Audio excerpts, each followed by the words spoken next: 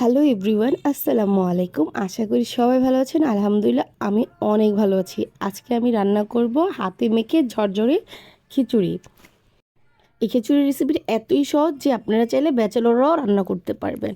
প্রথমেই আমি চাল ডালগুলোকে পানিতে ভিজিয়ে রেখে এখন মুগ ডালটা ভেজে নিয়ে চালের সাথে মিশিয়ে ভালো মতো ধুয়ে নিয়ে এসেছি।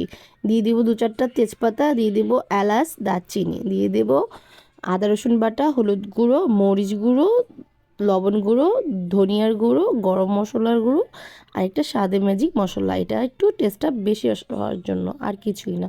দিয়ে দিচ্ছি তেল, পেঁয়াজ, কাঁচামরিচ। এখন হাত দিয়ে একটু সময় নিয়ে ভালো মতো মাখিয়ে নিব যাতে প্রত্যেকটা চাউলের গায়ে মশলাগুলো লেগে থাকে। গরম পানি বসিয়ে দিয়েছি। এখন খিচুড়িটাকে আমি একটু ভাজা ভাজা করে নিব। যত ভাজা ভাজা করব তত ঝুরঝুরে হবে খিচুড়িটা। দিয়ে দিচ্ছি গরম পানি, দিয়ে নেড়েচেড়ে ঢেকে দিব। আমি কিছু রসুনের কোয়াও দিয়েছি। এটা আমার মেয়েকে খেতে খুবই ভালো লাগে, সেজন্য দিয়েছি, এটা অপশনাল। ব্যাস তৈরি হয়ে যাবে মজাদার ঝরঝরে খিচুড়ি। দেখুন এটা দেখতে কত সুন্দর হয়েছে।